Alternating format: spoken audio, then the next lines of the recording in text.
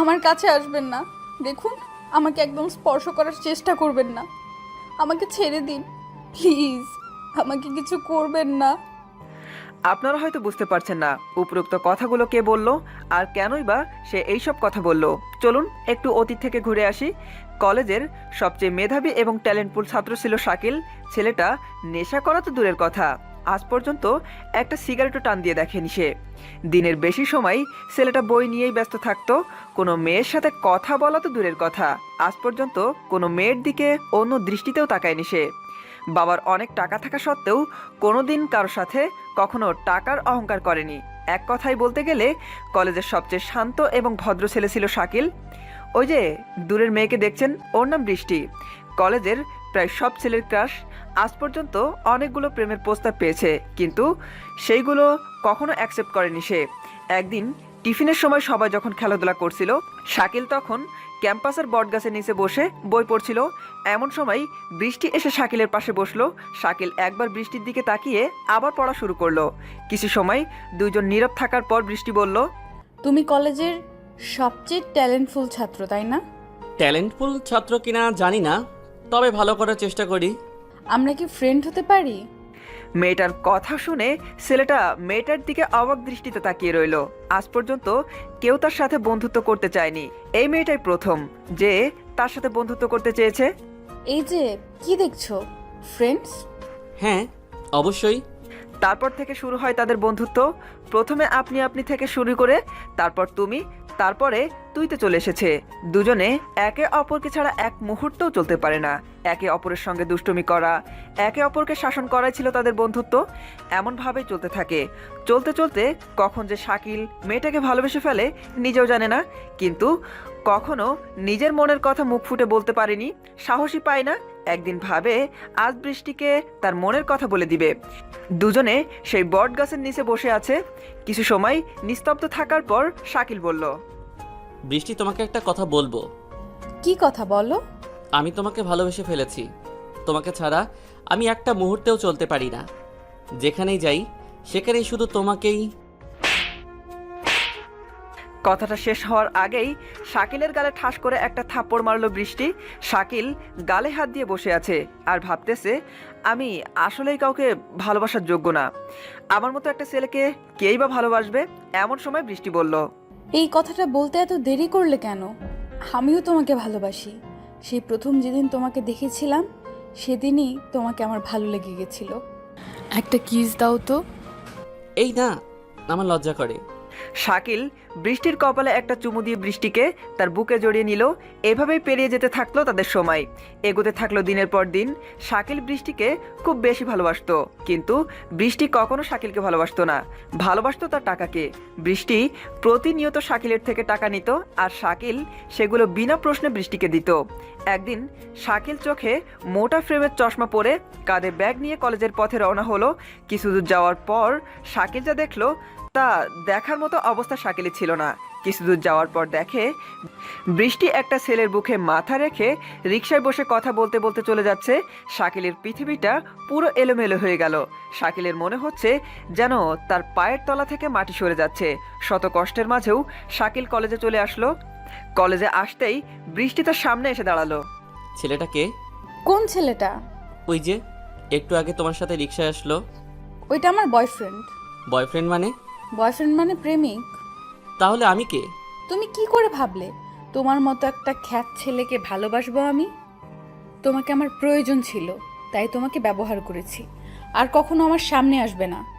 কথাটা বলেই বৃষ্টি সেখান থেকে চলে গেল আর শাকিল বোকার মতো সেখানে দাঁড়িয়ে রইল। শাকিলের আর ক্লাস করতে ইচ্ছা করছিল না, তাই শাকিল সেখান থেকে বাসায় চলে আসলো। সেদিনের পর থেকে সম্পূর্ণ বদলে যায় শাকিল। যে ছেলেটা মেয়েদের দিকে ফিরেও তাকাতো না, আজ সে ছেলেটা মেয়েদেরকে বিরক্ত করে। যে ছেলেটা একটা সিগারেটও টান দিয়ে দেখেনি কখনো, আজ সেই ছেলেটা বিভিন্ন নেশায় মগ্ন থাকে। যে ছেলেটা সন্ধ্যার পর থেকে বেরি হতো না, আজ সেই ছেলেটা অনেক রাত করে বাসায় ফেরে। প্রতিদিনের মতো আজ রাতেও নেশা করে বাসায় ফিরতেছে, তবে আজ নেশাটা একটু বেশি হয়ে গিয়েছে। বাসায় আব্বু আম্মু বোন কেউই নেই। সকলেই শাকিলের আব্বুর এক বন্ধুর মেয়ের বিয়ের দাওয়াতে গিয়েছে, তাই আজ একটু বেশি রাত করে বাসায় ফিরতেছে। প্রচুর নেশার জন্য একে বেঁকে গাড়ি চালাইতেছে। রাতে রাস্তায় এমনিতেই গাড়ি থাকে না, তাই কোনো সমস্যা হচ্ছে না। একটু দূরে তাকিয়ে দেখলো রাস্তার পাশে একটা মেয়ে দাঁড়িয়ে আছে। গাড়িটা একটু সামনে যেতেই মেয়েটা গাড়ি থামানোর জন্য হাত দিয়ে ইশারা দিল। ছেলেটা গাড়িটা দাঁড় করালো। ভাইয়া, আমাকে একটু লিফট দিবেন প্লিজ? অনেক বিপদে পড়েছি, রাস্তায় একটা গাড়িও পাচ্ছি না। উঠুন। ধন্যবাদ ভাইয়া। মেয়েটা গাড়িতে উঠে বসলো। শাকিল আবার গাড়ি চালাতে শুরু করলো। মেয়েটাকে দেখে শাকিল রাগে জ্বলে পড়ে যাচ্ছে। সেদিনের পর থেকে আর কোনো মেয়েকে সহ্য করতে পারে না সে। সেদিন শাকিলের নেশাটা একটু বেশি হয়ে গিয়েছিল, তাই কি করতে কি করেছে সে নিজেও জানে না। ছেলেটা হাইওয়ে পেরিয়ে একটা জঙ্গলের রাস্তায় ঢুকলো। মেয়েটা ছেলেটাকে জিজ্ঞাসা করলো, ভাইয়া, এদিকে কোথায় যাচ্ছেন? আমার বাসা তো উল্টো দিকে। আপনি গাড়ি দাঁড় করান, আমি নেমে যাব। শাকিল গাড়ি থেকে পিস্তলটা বের করে মেয়েটার দিকে ধরে বলল, চুপ করে বস, বেশি কথা বললে পিস্তল দিয়ে মাথা ফুটো করে দেব। প্লিজ আমাকে যেতে দিন বাসায়, আমার মা বাবা আমার জন্য অপেক্ষা করছে। আবার কথা বলে। শাকিল গাড়িটা জঙ্গলের ভিতর একটা পোড়া বাড়িতে নিয়ে দাঁড় করালো। ছেলেটার এমন আচরণ দেখে ভয়ে মেয়েটার গলা শুকিয়ে গেল। ছেলেটা নেমে পিস্তলটা মেয়েটার দিকে ধরে বলল, নাম গাড়ি থেকে। আমার কাছে আসবেন না, দেখুন আমাকে একদম স্পর্শ করার চেষ্টা করবেন না। আমাকে ছেড়ে দিন প্লিজ, আমাকে কিছু করবেন না। এখানে চেঁচিয়ে লাভ নেই, এখানে কেউ তোর চিৎকার শুনতে পাবে না। মেয়েটা গাড়ি থেকে নামলো। শাকিল মেয়েটাকে নিয়ে পোড়া বাড়ির ভিতরে ঢুকে মেয়েটাকে ঘরের ভিতরে ছুঁড়ে ফেলে দিল। ছেলেটা যত মেয়েটার কাছে এগোতে যাচ্ছে মেয়েটা তত দূরে সরে যাচ্ছে। একসময় মেয়েটার দেয়ালের সাথে পিঠ থেকে গেল। মেয়েটা চিৎকার করে কাঁদছে, তবুও তার কান্না কেউ শুনতে পাচ্ছে না। ছেলেটা মেয়েটার একদম কাছে চলে আসলো। মেয়েটা জানে এখন আর তার বাঁচার কোনো পথ নেই। মেয়েটা দুই চোখ বন্ধ করে নীরবে দু চোখের অশ্রু ফেলছে। ছেলেটা মেয়েটার সামনে এসে মেয়েটার ওড়না ছুঁড়ে মাটিতে ফেলে দিল। তারপর ছেলেটা মেয়েটাকে ধর্ষণ করলো। মেয়েটা চিৎকার করে কাঁদছে, কিন্তু তার আর্তনাদ শোনার মতো এখানে কেউ নেই, কারণ এই জঙ্গলে আশেপাশে কেউ থাকে না। এখানে শুধু থাকে বন্য পশু পাখি, যারা কখনো মানুষের ডাকে সাড়া দিতে পারে না। ছেলেটা ধর্ষণ করার পর মেয়েটার জামা কাপড় মেয়েটার দিকে ছুঁড়ে মারলো। মেয়েটা কাপড় জড়িয়ে ধরে আরও উচ্চ জোরে কাঁদা শুরু করে দিল। ছেলেটা করুণ সুরে বলল, কাপড়টা পরে নে, দেখ কান্নাকাটি আমার একদম ভালো লাগে না। চুপ করে কাপড়টা পরে নিয়ে আমার পিছন পিছন আয়। মেয়েটা কাপড় চোপড় নিয়ে ছেলেটার সাথে পোড়াবাড়ি থেকে বেরিয়ে এসে গাড়িতে বসলো। ছেলেটা গাড়ি স্টার্ট করে জঙ্গলের রাস্তা পেরিয়ে আবার হাইওয়েতে উঠলো। মেয়েটা জানালা দিয়ে বাহিরে তাকিয়ে আছে আর নীরবে দুই চোখের অশ্রু ফেলছে। মেয়েটার শুধু বারবার মনে হচ্ছে চলন্ত গাড়ি থেকে নেমে আত্মহত্যা করতে, কিন্তু নিজের পরিবারের সবার মুখটা চোখের সামনে ভেসে ওঠার কারণে তাও পারতেছে না। কিছু দূর যাওয়ার পর একটু দূরে হাইওয়ে পুলিশ সব গাড়ি চেক করতেছে। শাকিল গাড়ি থেকে অজ্ঞান করার ওষুধটা বের করে সেই ওষুধটা রোমালে মিশিয়ে মেয়েটার মুখের সামনে ধরলো। মেয়েটার মুখের সামনে ধরতেই মেয়েটা নিমিষেই অজ্ঞান হয়ে গেল। এমন সময় হাইওয়ে পুলিশ গাড়ি থামানোর জন্য সিগন্যাল দিল। শাকিল গাড়িটা দাঁড় করাতেই হাইওয়ে পুলিশ বলল, কোথায় যাচ্ছেন? স্যার বাসায়। আপনার বাসা কোথায়? স্যার সামনেই। এই মেয়েটা কে? স্যার আমার বউ। উনি এইভাবে শুয়েছেন কেন? অনেক পথ জার্নি করে এসেছে তো, তাই হয়তো ঘুমিয়ে পড়েছে। ঠিক আছে যান, তবে এরকম বেশি রাত করে রাস্তায় বেরোবেন না, কেমন? আচ্ছা। শাকিল আবার চালাতে শুরু করলো। কিছু পথ অতিক্রম করার পর গাড়িটা শাকিলের বাসার সামনে এসে দাঁড় করালো। মেয়েটা এখনও অজ্ঞান হয়ে পড়ে আছে। শাকিল মেয়েটাকে গাড়ি থেকে নামিয়ে কোলে তুলে নিয়ে হাঁটতে শুরু করলো। রুমের সামনে এসে চাবি দিয়ে রুমের দরজা খুলে মেয়েটাকে খাটের উপরে শুইয়ে বারান্দার কাছে এসে একটা সিগারেট ধরালো। সিগারেটের ধোঁয়া উঠছে আর নিজের কষ্টগুলোকে সিগারেটের ধোঁয়ার সাথে বাষ্প করে উড়িয়ে দিচ্ছে। একটা সিগারেট শেষ হওয়ার পর আর একটা, এরকম মোট 5টা সিগারেট শেষ করলো। তারপর বারান্দা থেকে মেয়েটার কাছে আসলো। মেয়েটার কাছে এসে দেখলো মেয়েটা এখনও অজ্ঞান হয়ে আছে। শাকিল টেবিলের উপর থেকে গ্লাসের পানি ঢেলে মেয়েটার মুখে ছিটিয়ে দিল। মেয়েটার জ্ঞান ফিরে আসলো। জ্ঞান ফিরতে মেয়েটা বলল, আমি এখানে কেন? আমাকে ছেড়ে দিন প্লিজ, আমার সাথে আর কিছু করবেন না। আমাকে ছেড়ে দিন প্লিজ, আমাকে ছেড়ে দিন। ওই চুপ একদম, কাঁদবি না বলছি। আমাকে বাসায় যেতে দিন। বল কোথায় তোর বাসা, আমি পৌঁছে দেব। না, আপনাকে পৌঁছে দিতে হবে না। আপনি শুধু আমাকে এখান থেকে যেতে দিন প্লিজ। মেয়েটা ওর বাসার ঠিকানা বলল। শাকিল মেয়েটাকে নিয়ে গাড়ির সামনে গিয়ে বসলো। গাড়ি তার নিজের গতিতে চলতেছে। মেয়েটা শুধু নীরব হয়ে বাইরে তাকিয়ে আছে। তার প্রচুর চিৎকার করে কাঁদতে ইচ্ছা করতেছে, কিন্তু পারতেছে না। দেখতে দেখতে মেয়েটার বাসা চলে আসলো। মেয়েটাকে তার বাসার সামনে নামিয়ে দিয়ে শাকিল বাসায় চলে আসলো। মেয়েটা বাসায় ঢুকতেই বাবা এসে তার সামনে এসে দাঁড়ালো। এতক্ষণ কোথায় ছিলে? মেয়েটা চুপ করে আছে। কি হলো, কথা বলতিস না কেন? বাসায় আসতে এত রাত হলো কেন? আসলে আব্বু নীলার পার্টিটা একটু বেশি সময় ধরে হয়েছে। এরপর থেকে আর কখনো রাতে কোথাও যাবি না, যা রুমে যা। মেয়েটা রুমে চলে গেল। রুমে গিয়ে দরজা আটকে দিয়ে চিৎকার করে কাঁদতে শুরু করলো। রুমটা সাউন্ডপ্রুফ, তাই ভেতরের কান্নার আওয়াজ বাইরে আসছে না। এমন সময় কারো দরজার আঘাত করার আওয়াজ শোনা গেল। দরজায় আঘাত করার শব্দ শুনে মেয়েটা চমকে উঠল। দ্বিতীয়বার দরজায় আঘাত করতেই মেয়েটা নিজের 2 চোখের অশ্রু মুছে নিয়ে দরজা খুলে দিল। দরজাটা খুলতেই সামনে তাকিয়ে দেখে তার মা দাঁড়িয়ে আছে। মেয়েটা আবার তার মাকে জড়িয়ে ধরে চিৎকার করে কাঁদতে শুরু করলো। কি রে লামিয়া, কাঁদছিস কেন? কি হয়েছে বল আমাকে। আব্বু বকা দিয়েছে দেখে কাঁদছিস, তাই না? কাঁদিস না, তোর আব্বু তোকে অনেক ভালোবাসে, তোর ভালোর জন্য এসব কথা বলেছে। আর শোন, এরপর থেকে আর এত রাত করবি না। ঘরের মেয়ে এত রাত করে বাইরে থাকলে লোকে কি বলবে? আর কাঁদিস না, তুই খুব ক্লান্ত, আমি চলে যাচ্ছি। তুই রুমের দরজা আটকে ঘুমিয়ে পড়, কেমন? কথাটা বলেই লামিয়ার মা রুম থেকে বেরিয়ে গেল। লামিয়া রুমের দরজাটা আটকে শাওয়ার নিতে চলে গেল। শাওয়ার নিয়ে এসে বিছানায় শুয়ে পড়ল। চোখটা বন্ধ করতেই চোখের সামনে সেই ধর্ষণের দৃশ্য এইগুলোই ভেসে উঠেছে। কিছুতেই ঘুমাতে পারতেছে না লামিয়া। অন্যদিকে শাকিল বাসার ছাদে একা একা বসে সিগারেটের ধোঁয়া বাষ্প করে ওড়াচ্ছে, আর ওই দূর আকাশের চাঁদটার দিকে তাকিয়ে আছে।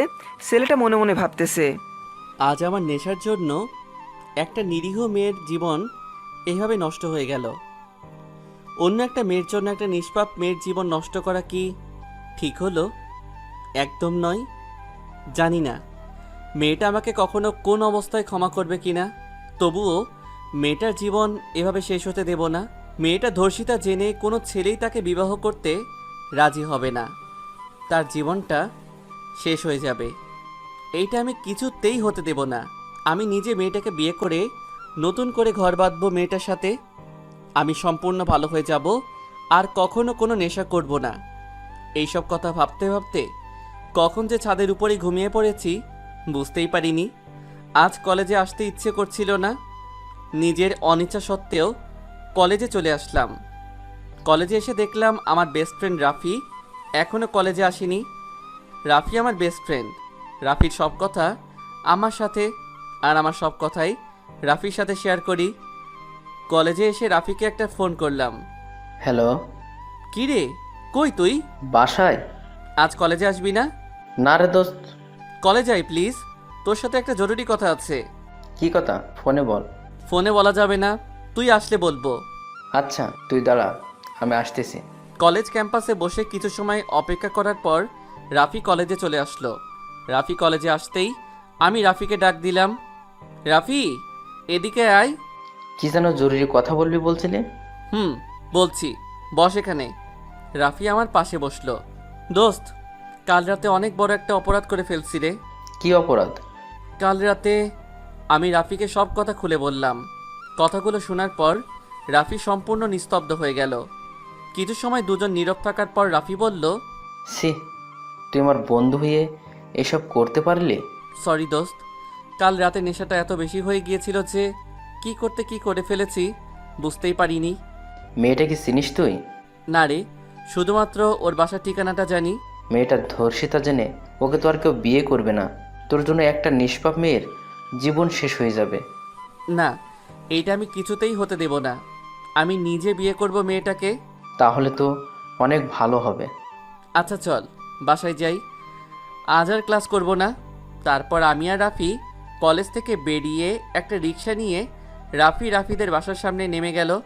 আর আমি আমার বাসায় চলে আসলাম। বাসায় এসে ফ্রেশ হয়ে আমার রুমে এসে বসে আছি। এমন সময় আম্মু আমার রুমে আসলো।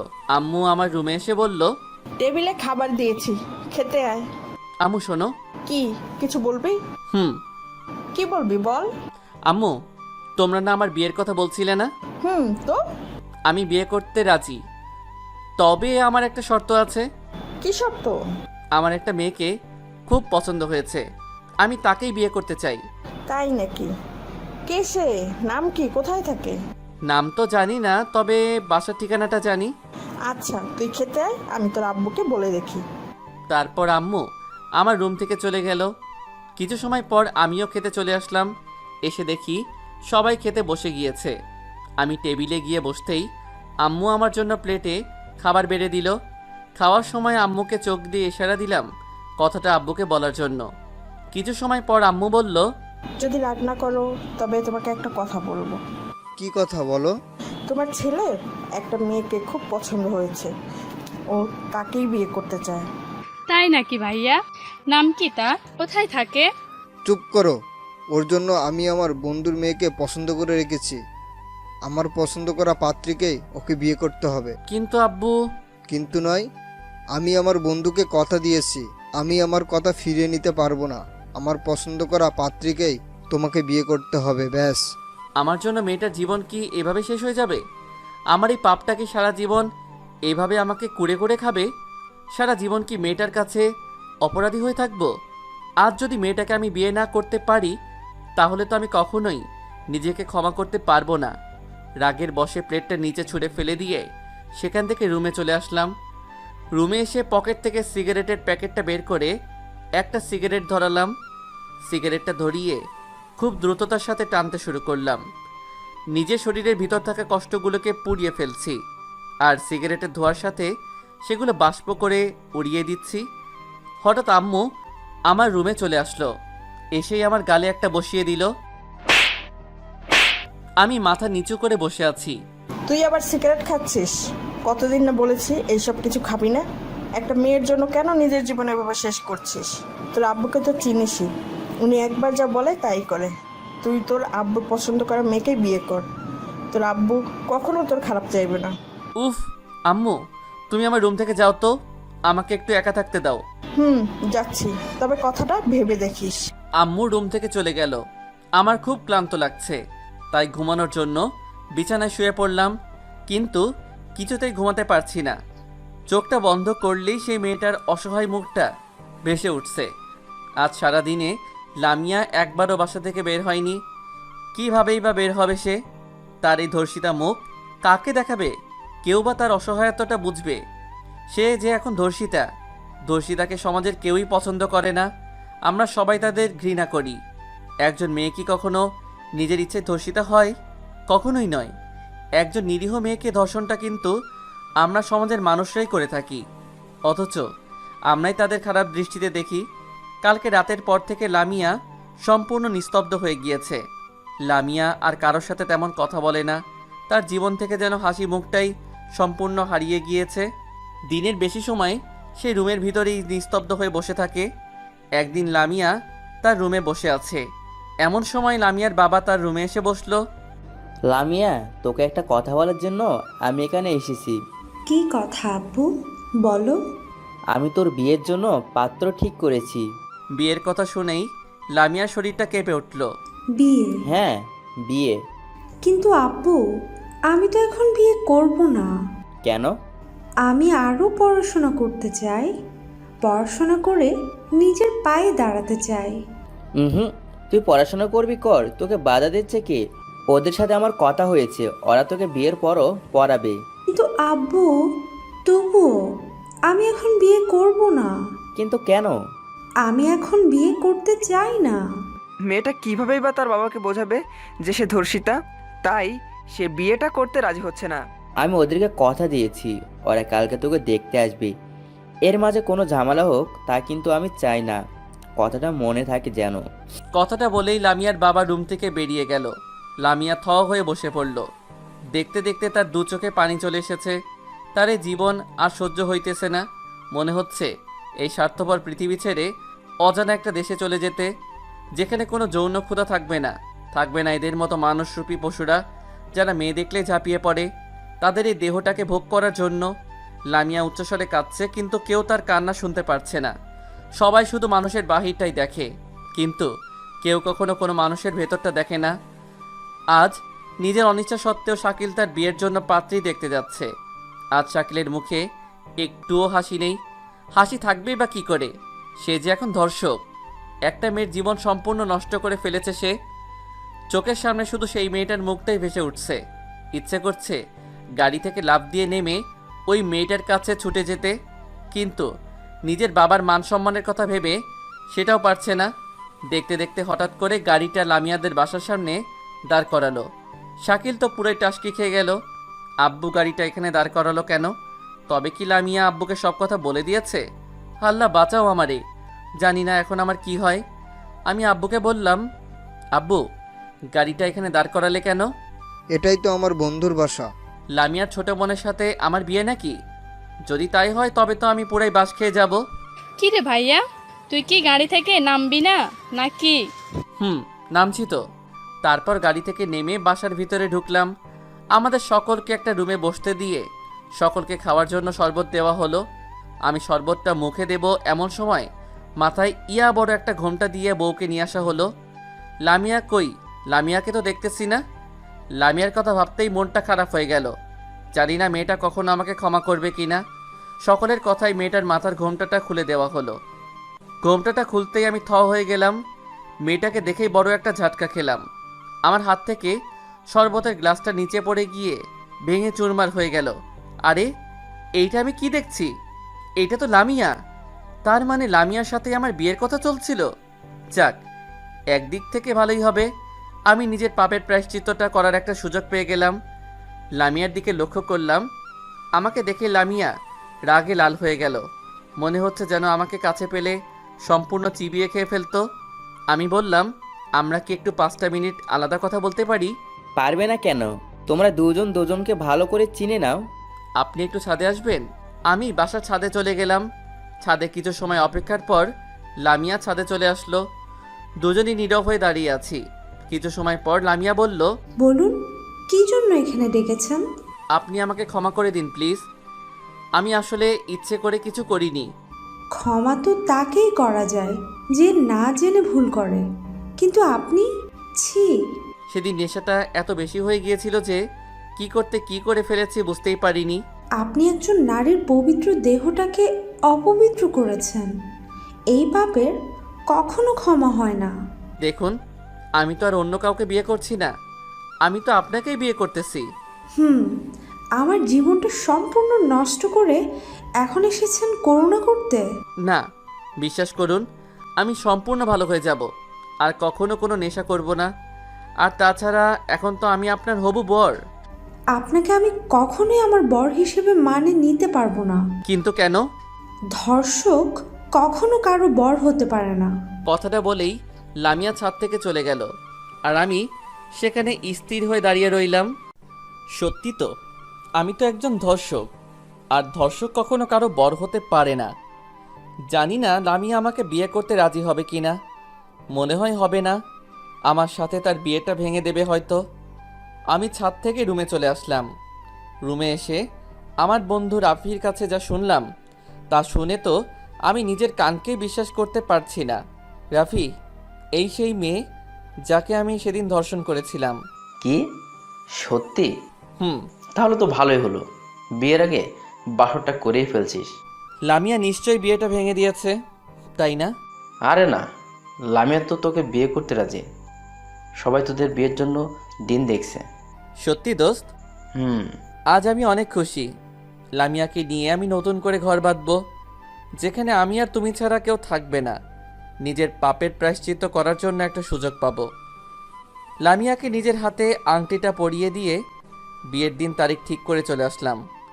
সামনের শুক্রবারে আমাদের বিয়েটা ঠিক করা হলো। আপনারা সকলে আমন্ত্রিত, বিয়েতে আসবেন কিন্তু। আজ আমার গায়ে হলুদ। বাড়িটাকে অনেক সুন্দর করে সাজানো হয়েছে। বাড়িটাকে দূর থেকে দেখে চেনাই যাচ্ছে না।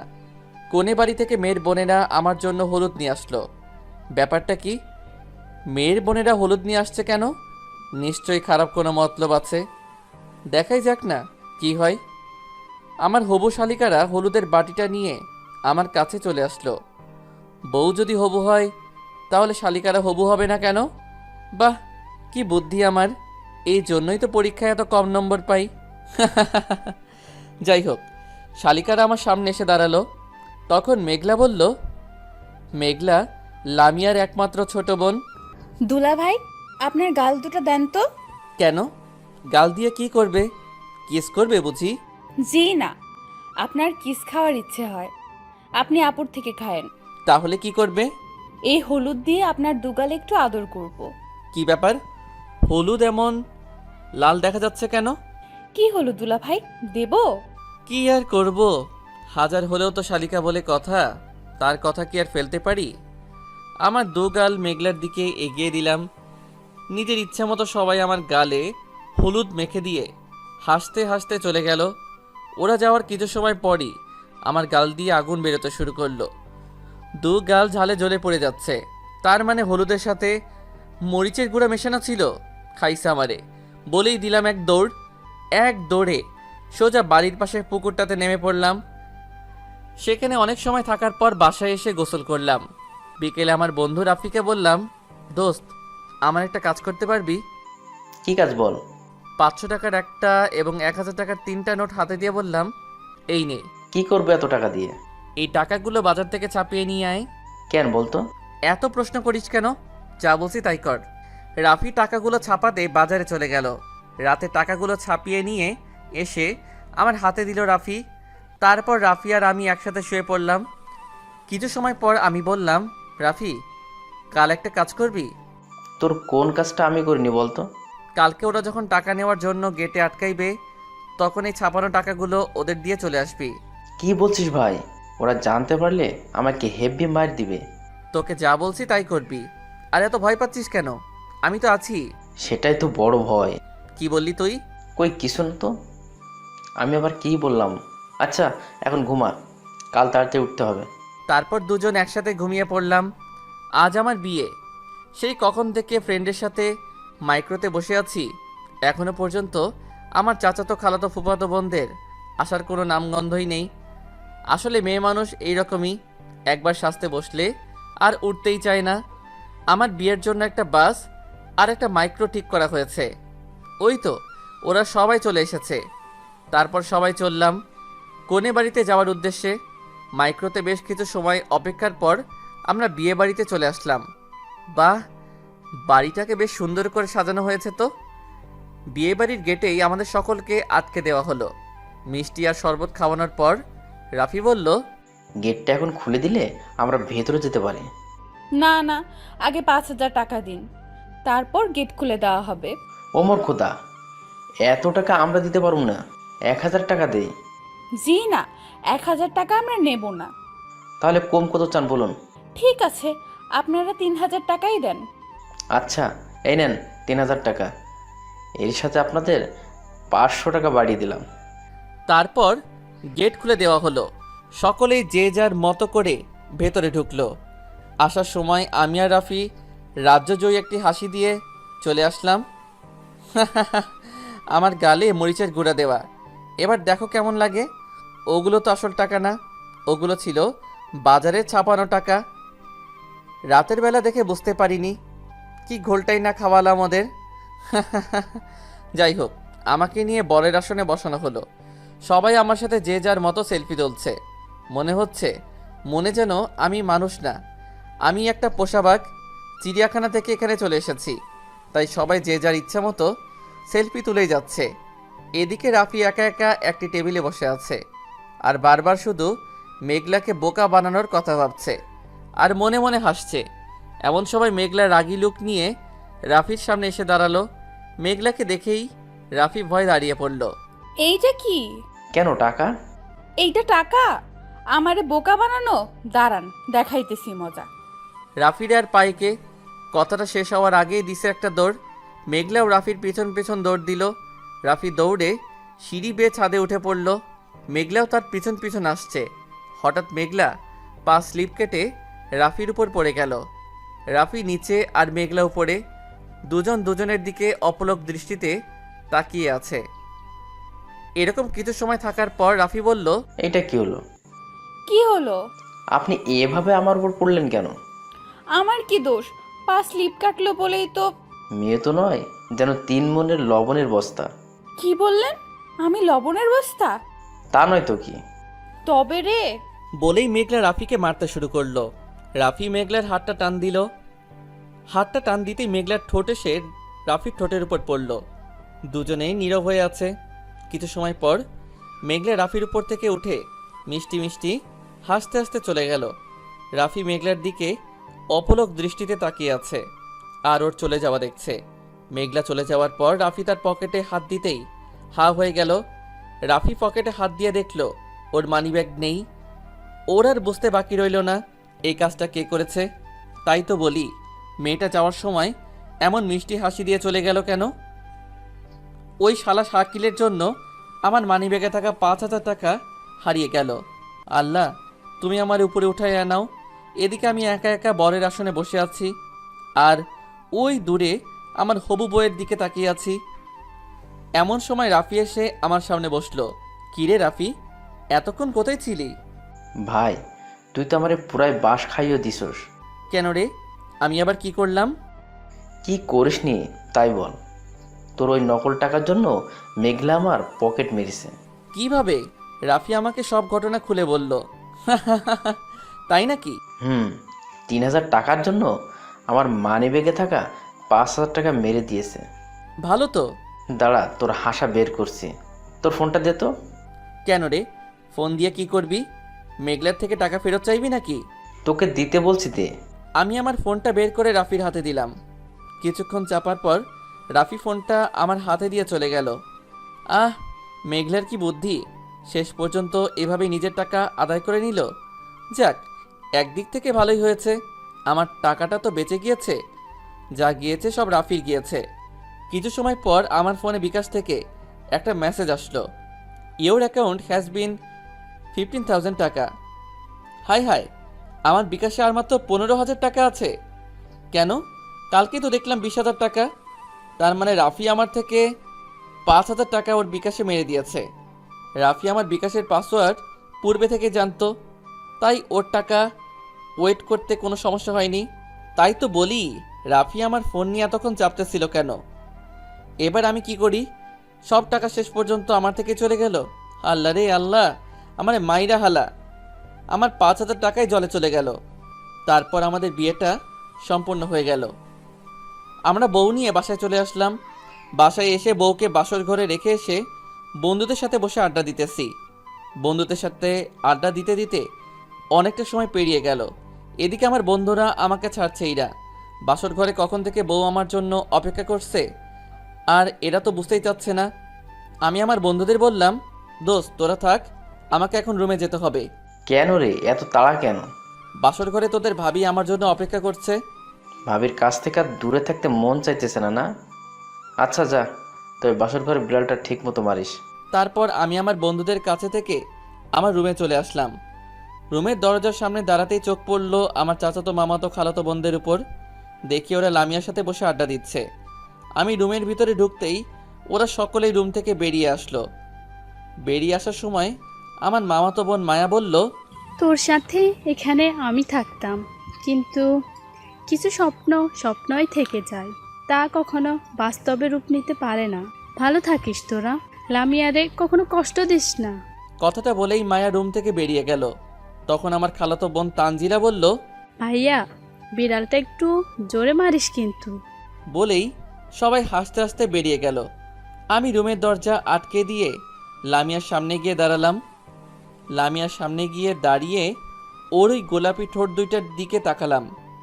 ওর ঠোঁট দুইটার দিকে তাকিয়ে নিজেকে আর সামনে রাখতে পারলাম না।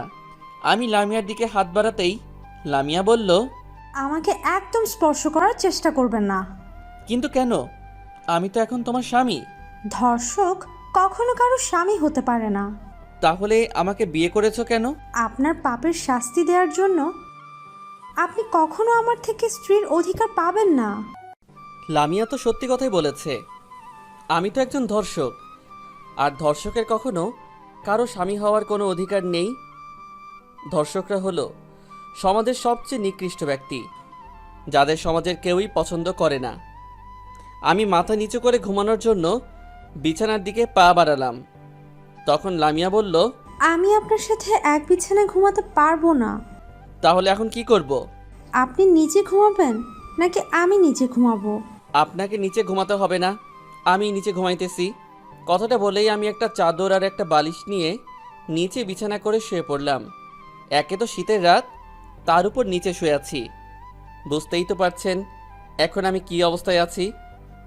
এরকম করে থাকতে থাকতে কখন যে ঘুমিয়ে পড়েছি বুঝতেই পারিনি। সকালে ঘুম থেকে উঠে দেখি আমার উপর একটা কাঁথা আর একটা কম্বল জড়ানো। কি ব্যাপার, এই কাঁথা আর কম্বল কোথায় থেকে আসলো? এমন সময় লামিয়া আমার রুমে আসলো।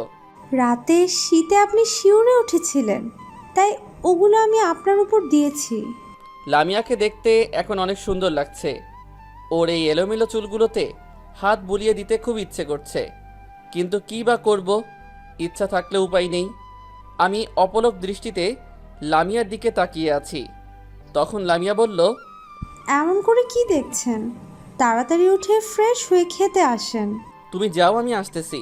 লামিয়া রুম থেকে বেরিয়ে যাচ্ছে। হঠাৎ করে লামিয়া পা স্লিপ কেটে মাটিতে পড়ে গেল। আমি লামিয়ার সামনে গিয়ে ওকে ওঠানোর জন্য আমার হাত বাড়িয়ে দিলাম। আমাকে আপনি স্পর্শ করবেন না, আমি একাই উঠতে পারবো। দেখো, সবসময় এমন জেদ করা ভালো না। কোনটা ভালো আর কোনটা খারাপ তা আমার একজন ধর্ষকের কাছ থেকে শিখতে হবে না। লামিয়ার কথাটা শুনেই বুকের ভেতরটা কেঁপে উঠল। আমি সেখান থেকে রুমে চলে আসলাম। লামিয়া আস্তে আস্তে উঠে পায়ে আঘাত নিয়ে খাবার রুমে চলে গেল। পরে আমি ফ্রেশ হয়ে খাবার রুমে চলে আসলাম। সেখানে এসে দেখি আমার বন্ধুরা সবাই খাবার টেবিলে বসে আছে। আমি গিয়ে বসতেই লামিয়া সকলের জন্য টেবিলে খাবার বেড়ে দিল। তারপর আমি খাওয়া দাওয়া করে বন্ধুদের সাথে একটু আড্ডা দিতে বের হলাম। বিকালে লামিয়াদের বাড়ি থেকে লোকজন আসলো। বাড়ি ভর্তি লোক। আমার লোকজনের কোলাহল তেমন একটা ভালো লাগে না, তাই একটু ফাঁকে নীরব হয়ে বসে আছি। এমন সময় আব্বু আমাকে ডাক দিল। শাকিল, এদিকে আয়। কেন আব্বু? তোকে আসতে বলছে, আয়। আমি সেখান থেকে সোজা আব্বুর কাছে চলে আসলাম। সেখানে এসে একটা মেয়ের দিকে চোখ পড়তেই চমকে উঠলাম। আরে এটা তো বৃষ্টি, যার জন্য আমি নিজের অবস্থান থেকে খারাপ পথে চলে গিয়েছিলাম, যার জন্য আজ আমি একজন ধর্ষক। আব্বুর কথায় বাস্তবে ফিরে আসলাম। ইনি হলো আমার বন্ধু সাজ্জাদ চৌধুরী, আর এনারা হলেন তার স্ত্রী এবং মেয়ে। হ্যালো, আমি শাকিল। আমি বৃষ্টি। বাবা, আমরা একটু ফাঁকে গিয়ে কথা বলি। আচ্ছা, যাও। আমি বৃষ্টিকে নিয়ে আমার রুমে চলে আসলাম। সেখানে দুজন নীরব হয়ে বসে আছি। কিছু সময় পর বৃষ্টি নীরবতা ভেঙে বলল, কেমন আছো? অনেক ভালো। কিন্তু আমি তো ভালো নেই। ভালো নেই কেন? ভালো থাকার জন্যই তো আমাকে ছেড়ে চলে গিয়েছো। তোমার সাথে বেইমানি করেছি বলেই হয়তো আমার সাথে এমনটা হয়েছে। কেন, কি হয়েছে? সিয়াম আমাকে ভালোবাসতো না, ও শুধু ভালোবাসতো আমার শরীরকে। ওর সাথে তোমার আর কোনো কথা হয় না? না, তুমি চলে যাওয়ার কিছুদিন পরে ও আমাকে ছেড়ে চলে গিয়েছে। তোমার ফোন নাম্বারটা দাও তো। কেন? আমার ফোন নাম্বার দিয়ে তুমি কি করবে? জীবন সঙ্গিনী হয়ে তো থাকতে পারলাম না, তাই ফ্রেন্ড হয়েই না হয় সারা জীবন তোমার পাশে থাকবো। আচ্ছা নাও, 01740। ধন্যবাদ। কথাটা শেষ না হতেই দরজার সামনে তাকাতেই আমার চোখ আটকে পড়ল। দরজার সামনে তাকিয়ে দেখি লামিয়া আমার দিকে রাগী লুক নিয়ে তাকিয়ে আছে। আমি উঠে দাঁড়াতেই লামিয়া দরজার সামনে থেকে চলে গেল। আমি লামিয়ার পিছন পিছন হাঁটতে শুরু করলাম। লামিয়া, দাঁড়াও, যেও না, আমার কথাটা শোনো। লামিয়া হেঁটেই চলেছে। লামিয়া, দাঁড়াও প্লিজ। তবুও লামিয়া থামছে না। দেখতে দেখতে লামিয়া ছাদে চলে আসলো। আমি দৌড়ে পেছন থেকে লামিয়ার হাতটা টেনে ধরলাম। হাতটা ধরতেই লামিয়া দাঁড়িয়ে পড়ল। লামিয়ার চোখের দিকে তাকাতেই দেখলাম ওর দু চোখ দিয়ে অশ্রু ঝরে পড়ছে। আমার হাত ছাড়েন। তুই আমার কথাটা শোনো। আমি কোনো কথা শুনতে চাই না, আপনি আমার হাত ছাড়েন বলছি। না, ছাড়বো না। আগে তোমাকে আমার কথাগুলো শুনতে হবে। আমি আপনার কোনো কথাই শুনতে চাই না। না, তোমাকে শুনতেই হবে আমার কথা। এই মেয়েটাকে জানো? এই সেই মেয়ে যার জন্য আজ আমি একজন ধর্ষক। মানে? আমি লামিয়াকে সব কথা খুলে বললাম। কথাগুলো শুনে লামিয়া একদম নিস্তব্ধ হয়ে গেল। দুজনেই নীরব হয়ে দূরের ওই নীল আকাশটার দিকে তাকিয়ে আছি। এমন সময় কোনো এক মেয়ের কণ্ঠে পিছনে ফিরে তাকালাম। পিছনে তাকিয়ে দেখি মেঘলা দাঁড়িয়ে আছে। এই যে দুলা ভাই, এখানে দুজন এভাবে দাঁড়িয়ে আছেন কেন? না, এমনিতেই। সকলে আপনাদের জন্য অপেক্ষা করছে আর আপনারা এখানে দাঁড়িয়ে আছেন। তুমি যাও, আমরা আসতেছি। মেঘলা ছাদ থেকে নিচে নেমে গেল। লামিয়া এখনও ওই নীল আকাশটার দিকে তাকিয়ে আছে আর নীরব হয়ে কী যেন ভেবেই চলেছে। লামিয়ার নীরবতা ভেঙে আমি বললাম, চলো এবার আমাদের রুমে যেতে হবে। চলুন। তারপর আমি আর লামিয়া ছাদ থেকে নেমে রুমে চলে আসলাম। বিকেলে আমাদের লামিয়াদের বাসায় নিয়ে আসা হলো। এইটা বিয়েবাড়ির একটা নিয়ম। বিয়ের পরের দিন মেয়ে বাড়ি থেকে লোকজন এসে স্বামী স্ত্রী এবং ছেলের বন্ধুদের মেয়ের বাড়িতে নিয়ে আসা। আমাদের সময়ও তার কোনো ব্যতিক্রম হয়নি। আমি এবং আমার কিছু বন্ধু সহকারে আমাদের লামিয়াদের বাড়িতে নিয়ে আসা হয়েছে। রাতে খাওয়া দাওয়া করার জন্য খাবার টেবিলে চলে আসলাম। আমি গিয়ে বসার কিছু সময় পর আমার সব বন্ধুরা সেখানে বসলো। মেঘলা আমাদের সবার জন্য টেবিলে শরবত বেড়ে দিল। কী ব্যাপার, এখন শরবত দিচ্ছে কেন? আর ওদের সবার শরবতের চেয়ে আমার শরবত এত লালই বা হয়ে আছে কেন? ডাল মে কুছ কালা হ্যায়। আমি বললাম, কি ব্যাপার, এখন শরবত দিচ্ছ কেন? এইটা আমাদের বাড়ির নিয়ম দুলা ভাই। খাবার খাওয়ার আগে পূর্বে শরবত খেতে হয়। আচ্ছা, আমার শরবত এমন লাল হয়ে আছে কেন? আপনি তো আমাদের বাড়ির জামাই, তাই আপনার শরবতে একটু সবকিছু বেশি দেওয়া হয়েছে। তুমি তো আমার একমাত্র শালিকা, তাই আমি যেটা খাবো তোমাকে সাথে নিয়ে খাবো। তুমি প্রথমে খাও, তারপর আমি খাইতেছি। না দুলা ভাই, ওইটা আমার খাওয়া যাবে না। কেন? ডাক্তারের নিষেধ আছে, আমার কোনো শরবত খাওয়া যাবে না। আপনি খান। মেঘলা এত করে বলছে, খা না ভাই। এই শরবতের ভিতর কোনো না কোনো সমস্যা তো নিশ্চয়ই আছে, তাই তো মেঘলা নিজে খেতে চাইছে না। রাফি, তোর মেঘলার পক্ষ নিয়ে বের করছি, দাঁড়া। পরীক্ষাটা আমি তোকে দিয়েই করব। রাফি, বল। আজ পর্যন্ত কি আমি কোনো কিছু তোকে ছাড়া খেয়েছি? না রে ভাই, তোরটা আমি খেয়েছি আর আমারটা তুই। তাহলে এখনো তার ব্যতিক্রম হবে কেন?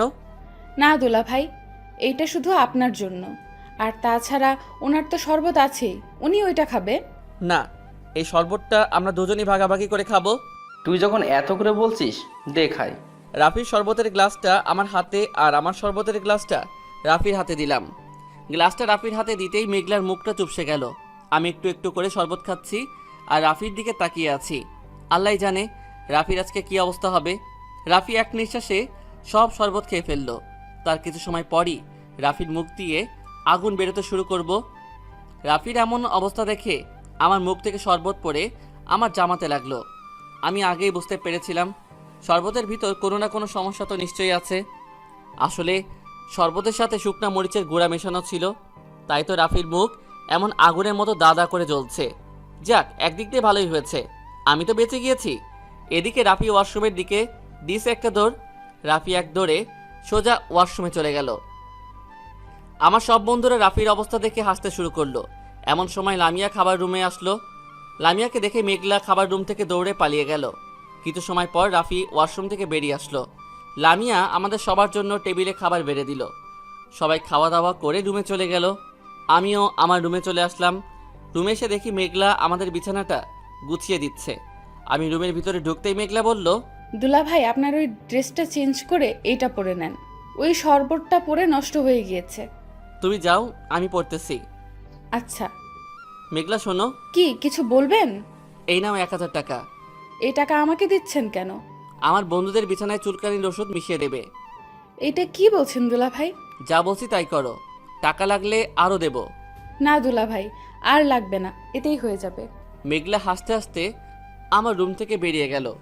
আহা, কি মজা! এবার ওরা বুঝবে চুলকানির কি সাজা।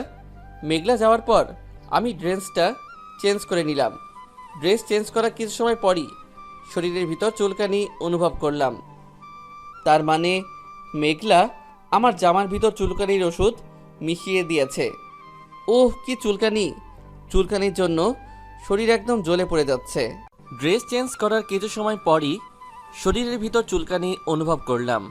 তার মানে মেঘলা আমার জামার ভিতর চুলকানির ওষুধ মিশিয়ে দিয়েছে। উফ, কি চুলকানি! চুলকানির জন্য শরীর একদম জ্বলে পড়ে যাচ্ছে। আল্লাহ বাঁচাও আমারে! আমি সোজা ওয়াশরুমে চলে গেলাম। ওয়াশরুমে গিয়ে শাওয়ার নিলাম। শাওয়ার নিয়ে রুমে আসতেই আমার সব বন্ধুরা শরীর চুলকাইতে চুলকাইতে আমার রুমে আসলো। আমি ওদের অবস্থা দেখে মিষ্টি মিষ্টি হাসতেছি। বাহ, মেঘলা তো অনেক ভালো কাজ করেছে, আমার একটা টাকাও বৃথা যায়নি। এইবার ওরা বুঝবে চুলকানি কি জিনিস। ওদের সবার কি অবস্থাটাই না করেছে মেঘলা। আমি বললাম, কি রে, তোরা এমন করছিস কেন? ভাই, তোর শালিকা তো আমাদের পুরোই 12টা বাজিয়ে দিয়েছে। কেন রে, কি করেছে ও? কি করিনি তাই বল। তোর শালিকা আমাদের বিছানায় চুলকানির ওষুধ মিশিয়ে দিয়েছে। ওহ, কি চুলকানি রে বাবা। তাই নাকি? হুম। কথাটা শেষ হতেই লামিয়া রুমে আসলো। লামিয়াকে দেখে সবাই রুম থেকে বেরিয়ে চলে গেল। লামিয়া আসতেই আমি নিচে বিছানা করার জন্য কাঁথা আর বালিশ হাতে নিলাম। এমন সময় লামিয়া বলল, দাঁড়ান, কি করছেন? নিচে ঘুমানোর জন্য বিছানা করছি। আপনার নিচে বিছানা করা লাগবে না। তাহলে আমি ঘুমাবো কোথায়? আপনি বিছানায় আমার সাথে ঘুমাবেন। কথাটা শুনেই বুকের বাম পাশটা কেমন যেন করে উঠল। যে মেয়েটা আমার সাথে ঘুমাতে চাইনি বলে আমাকে নিচে থাকতে হয়েছে, আজ সেই মেয়েটাই আমাকে তার সাথে ঘুমাতে বলছে। মেয়েদের মন বোঝা নয় রে সোজা।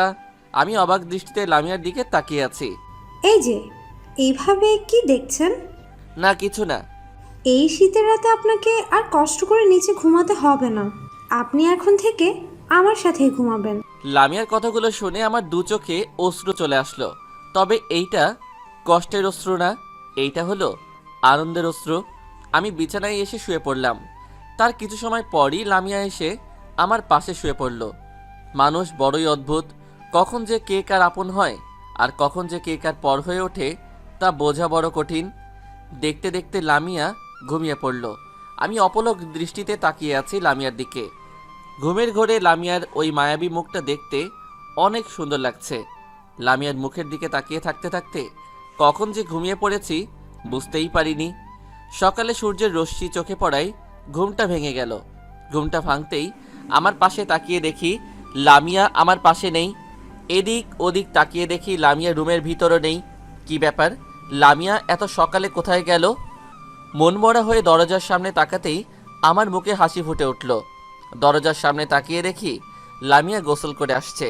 চুলগুলো এলোমেলো, ঠোঁটে হালকা লিপস্টিক দেওয়া, সব মিলিয়ে লামিয়াকে দেখতে এখন অনেক সুন্দর লাগছে। লামিয়ার ঠোঁটের ওই লিপস্টিক দেখে আমার লিপস্টিকের স্বাদ নিতে ইচ্ছে করলো। দেখতে দেখতে লামিয়া আমার কাছে চলে আসলো।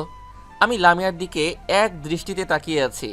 লামিয়া আমার সামনে এসে বলল, ওই, এমন করে কি দেখছো? তোমাকে। আমাকে আবার দেখার কি আছে? দেখছি তোমার ওই লিপস্টিক মাখা ঠোঁট দুইটাকে। এখন তোমার ঠোঁটের লিপস্টিকের স্বাদ নিতে খুব ইচ্ছে করছে। না, এখন তুমি এই সব কোনো কিছুই করবে না। জাস্ট একবার প্লিজ। না, দেখো, একদম সামনে আসবে না বলছি। সামনে আসতে আসতে আমি একদম লামিয়ার কাছে চলে আসলাম। লামিয়া এক পা দু পা পিছাতে পিছাতে একদম দেওয়ালের সাথে আটকে গেল। আমি লামিয়ার কাছে আসতেই লামিয়া ওর দু চোখ বন্ধ করে ফেলল। আমি আমার ঠোঁটটা লামিয়ার ঠোঁটের সামনে নিয়ে আসলাম। লামিয়ার দু ঠোঁট কাঁপছে। আমি আমার ঠোঁটটা লামিয়ার ঠোঁটের সামনে নিতেই কারোর ডাকে চমকে উঠলাম। তাকিয়ে দেখি মেঘলা দাঁড়িয়ে আছে। এই যে দুলা ভাই, খাবার খেতে আসেন, আম্মু আপনাকে খেতে ডাকছে। তুমি যাও, আমি আসতেছি। তাড়াতাড়ি আসেন, শুধু কিস খেলে পেট ভরবে না। কথাটা বলেই মেঘলা মিষ্টি মিষ্টি হাসতে হাসতে রুম থেকে বেরিয়ে গেল। মেঘলা বেরিয়ে যেতেই আমি আবারও লামিয়ার দিকে আসলাম। এমন সময় লামিয়া আমাকে ধাক্কা দিয়ে বিছানায় ফেলে দিয়ে হাসতে হাসতে রুম থেকে বেরিয়ে চলে গেল। এটা কি হলো? লামিয়ার কাছে আসার যে একটা সুযোগ পেয়েছিলাম তাও মেঘলার জন্য মিস হয়ে গেল। তারপর আমি ফ্রেশ হয়ে খাবার রুমে চলে আসলাম। সেখানে এসে দেখি আমার সব বন্ধুরা আমাকে রেখেই খেতে বসে গিয়েছে। শালারা এক একটা কিভাবে খাচ্ছে দেখেন, গরু মনে হয় ওদের মতো করে খায় না। আমি গিয়ে বসার কিছু সময় পর ওদের সবার খাওয়া হয়ে গেল। ওরা যার যার মতো করে রুমে চলে গেল। এমন সময় লামিয়া খাবার রুমে আসলো। সেখানে এসে লামিয়া আমার পাশে এসে বসলো। মেঘলা আমাদের দুজনের জন্য প্লেটে খাবার বেড়ে দিল। আমি খেতে শুরু করলাম। লামিয়া খাচ্ছে না, শুধু আমার দিকে রাগী লোক নিয়ে তাকিয়ে আছে। কিছু সময় পর পায়ের উপর একটা আঘাত অনুভব করলাম। নিচে তাকিয়ে দেখি লামিয়া ওর পা দিয়ে আমাকে আঘাত করেছে। আহ! দুলা ভাই, কি হলো? ট্রাকের একটা চাকা পায়ের উপরে উঠেছে। দুলা ভাই, আপনি এখানে ট্রাক পাইলেন কোথায়? তোমার আপুর পা একটা ট্রাকের চাকার থেকে কম কি? কি বললে তুমি? কই কিছু না তো। আমাকে না খাইয়ে দিয়ে তুমি খাচ্ছ কেন? এখন তোমাকে আমি খাইয়ে দিতে পারবো না। খাইয়ে দিতে পারবে না তাই না? দাঁড়াও। বলেই লামিয়া পা দিয়ে দ্বিতীয় আঘাত করলো। আহ! কে বললো খাইয়ে দেব না? দিচ্ছি তো, হা করো। লামিয়া ইয়া বড় একটা হা করলো। আমি নিজের হাতে লামিয়াকে খাইয়ে দিচ্ছি। আহ, কি বউ পেয়েছি! বউ আমাকে না, আমাকেই বউকে খাইয়ে দিতে হচ্ছে। মেঘলা আমার অবস্থা দেখে মিষ্টি মিষ্টি হাসছে। তখন আমি বললাম, মেঘলা তুমি খেয়েছো? না, আপনারা খাওয়ার পর খাবো। নাও হা করো। না দুলা ভাই, আপনারা খান, আমি পরে খাবো। হা করো বলছি। মেঘলা হা করতেই আমি মেঘলাকে খাইয়ে দিলাম।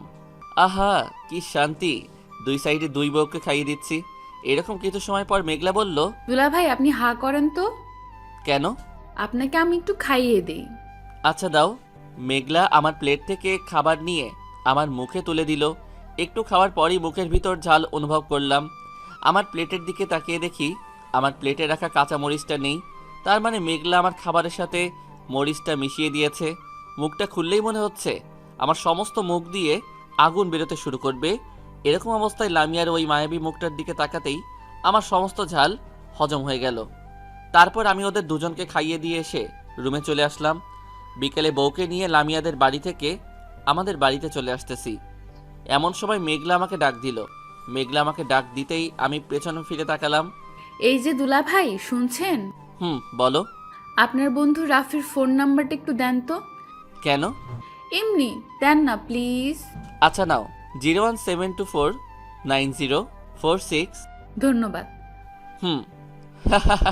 শালিকা, তুমি আমারে অনেক জ্বালাই আছো। এবার বুঝবে জ্বালানো কাকে বলে। ওইটা তো রাফির নাম্বার না। রাফির নাম্বারের পরিবর্তে আমার নাম্বার দিয়ে দিয়েছি। আমাকে মরিচ খাওয়ানো। এবার বুঝবে কোন মরিচে কত ঝাল। যাই হোক, তারপর সবার থেকে বিদায় নিয়ে আমরা আমাদের বাড়িতে চলে আসলাম। বাসায় এসে আমি আমার রুমে বসে ল্যাপটপ চালাইতেছি। এমন সময় লামিয়া আমার পাশে এসে বসলো। কিছু সময় পর লামিয়া বলল, এই যে শোনো। কিছু বলবে? আচ্ছা বলো, কি বলবে?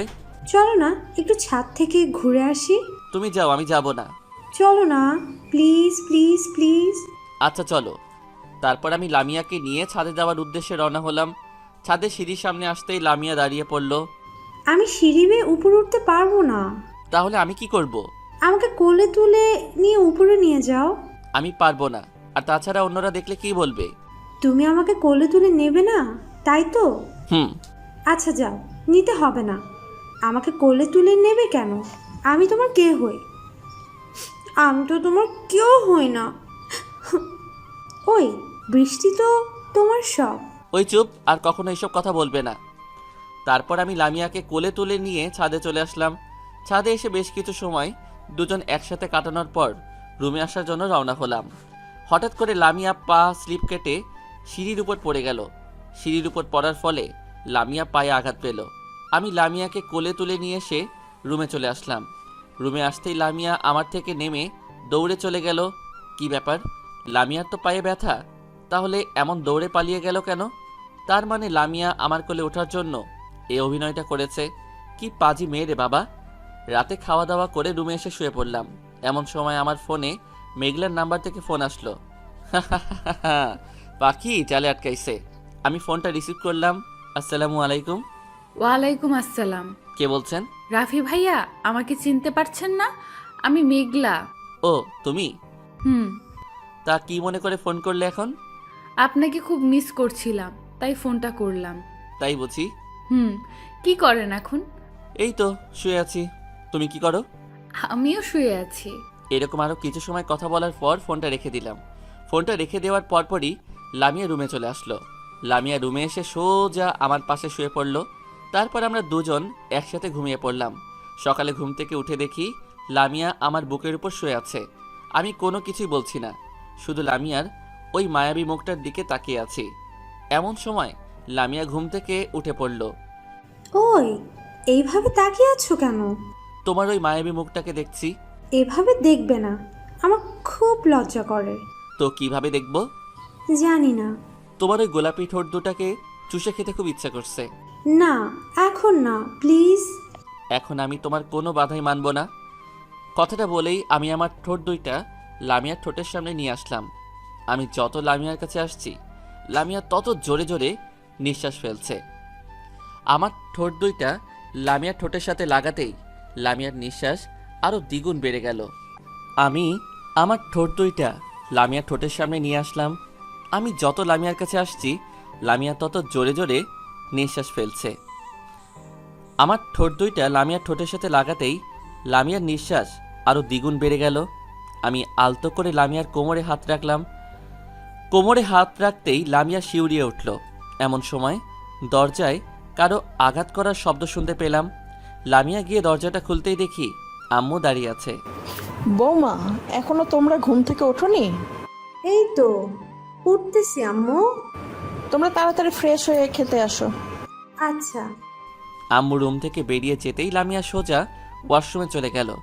লামিয়া ফ্রেশ হয়ে আসার কিছু সময় পর আমি ওয়াশরুমে চলে আসলাম। ওয়াশরুমে গিয়ে ফ্রেশ হয়ে খাবার রুমে আসলাম। খাবার রুমে এসে বসার কিছুক্ষণ পরই আব্বু চলে আসলো। লামিয়া আমাদের জন্য প্লেটে খাবার বেড়ে দিল। আমরা খেতে শুরু করলাম।